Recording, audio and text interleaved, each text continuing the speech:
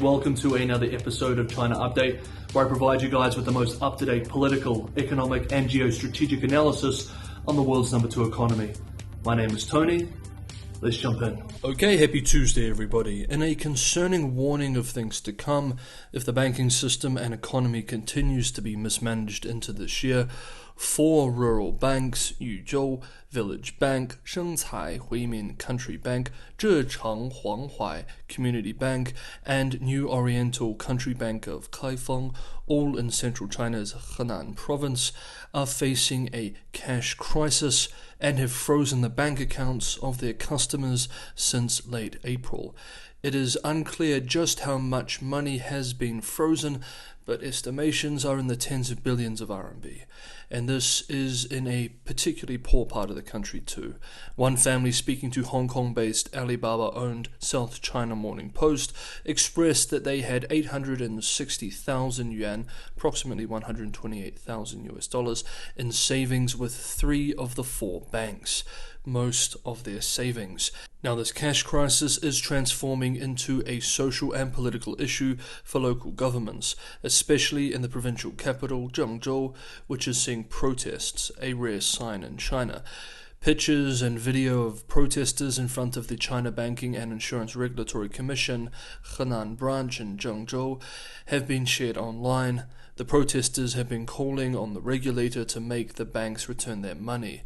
The deputy director of the Henan branch of the China Banking and Insurance Regulatory Commission told protesters that legal deposits would be protected, but when pressed by the protesters to define what he meant by legal, he failed to provide any further explanation.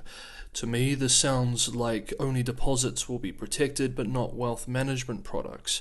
I suspect that some or many of the protesters and others affected by the account freezes have invested in wealth management funds, thinking that they are as safe as deposits, when of course they are not, though this is just speculation on my part. Though this is a small-scale protest with small-scale political risk, it's a concerning warning about how social unrest could quickly snowball to unmanageable sizes if larger-scale bank crises spread in the system. It's a warning too that China's rural banks, which are typically more vulnerable than major urban banks, could be a weak link in the chain. Indeed, last week, Chinese financial media, quoting a source with the China Banking and Insurance Regulatory Commission, expressed that accumulated risks among small and medium-sized rural banks in some regions are relatively large, and that, quote, risks brought about by the impact of the coronavirus, economic transformation, and industry changes will gradually emerge, end quote. It is also concerning if large numbers of residents believe that risk-bearing funds should be guaranteed by the banks or the state. Now, the central government is watching this local cash crisis closely, with the People's Bank of China, China's central bank, last month announcing that investigations have been launched into the situation. Okay, next up, food security. If you guys are enjoying the video, don't forget to hit the like button, and for anyone who wants to go the extra mile, Patreon, Buy Me a Coffee, and Crypto Bitcoin links are in the description below. Thank you, as always, everybody, for all the support. As concerns over food security deepen both at home and abroad, over the weekend, Premier Li Keqiang directed that the country needs to ensure that its summer wheat harvest proceeds without any issues. According to state-run Xinhua, the Premier gave special instructions to the National Summer Harvest Work during a special meeting, specifically directing local authorities to not set up obstacles, quote, for any reason, end quote, and even threatening officials who fail to follow this directive. This directive from the Premier is very important. There have been reports in recent months that officials in rural areas across the country, out of fear of COVID outbreaks, have simply closed roads and stopped farmers from ploughing fields or sowing seeds in crops. Of course, this behavior from officials makes no sense on the face of it. However, it makes perfect sense when zero COVID is set as a supreme policy by the head of one's political hierarchy. Commentators have been quick to point out too that food security is a sensitive issue for China in the best of times.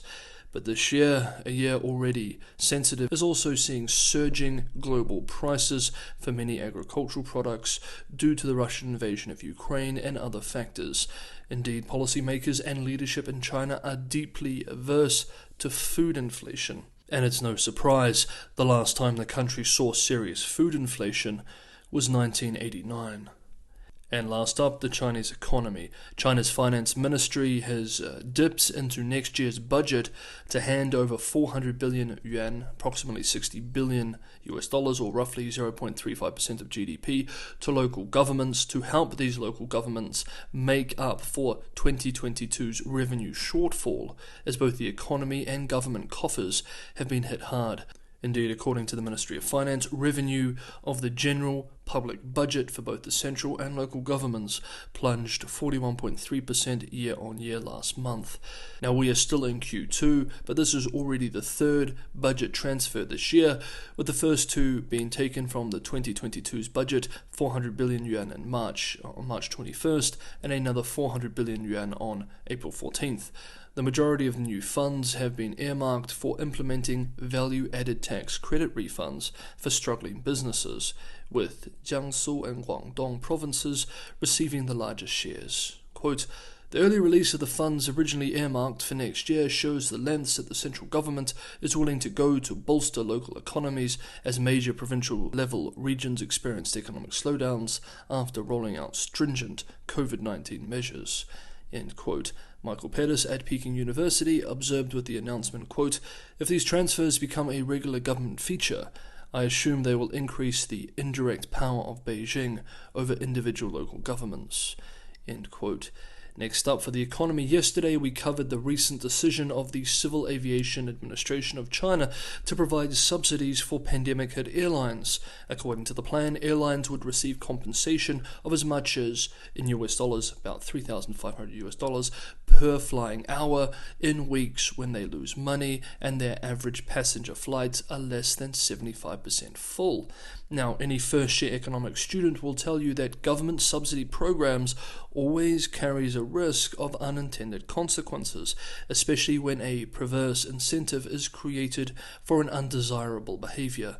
Chinese financial outlet Yicai reports today that the same regulator, the Civil Aviation Administration of China, has suddenly halted this newly launched subsidies plan, quote, amid concerns that the policy might discourage carriers from resuming operations. End quote, with one industry expert expressing, quote, "The suspension came amid rising concerns that airlines might intentionally reduce services to collect the subsidies." End quote. The implementation of the subsidy policy will be suspended between June 4th to the 10th, and it's unclear whether the suspension is temporary or not, according to the sources. Now, speaking of industries that have been hit hard by the lockdowns, let's finish today's episode by looking at China's movie theatre industry and the crisis it is facing this year. According to ticketing platform Dangta, from late March to late April, more than half of China's 12,000 movie theatres were closed due to pandemic control rules. Note that this is across the entire country, not just in the cities in lockdown or fighting outbreaks. Similar pain has been felt by bars, clubs, and KTVs. KTV is a type of karaoke bar quite popular in China. What is worse, even though movie theatres have begun to open back up over the last month or so in low-risk regions across the country, box office revenue has yet to recover. Caixin analysts predict that this year's annual box office may not even reach one-third of 2019's pre-pandemic figure. Some of this is attributable to lockdowns and closures, as well as general consumer behavioural changes. But a major reason is also that household consumption and spending confidence has been hit hard by over 2 years of sporadic lockdowns. This is certainly also throwing a spanner in the works of Beijing's plans to turn China into a cinematic power in the world. The central government has a policy to see China build more than 100,000 screens by the end of 2025. There are 74,000 as of Q1 2022. However, with profits down and rents increasing by a rate of almost 10% every 3 years, there is little market incentive to build more in the current environment. There is also the awkward fact that some major cinema chains are owned by real estate firms, which are currently experiencing their own industry-wide crisis. Okay, that is today's episode of China Update. Throw your comments below, always love to read them. Thank you everybody. See you tomorrow.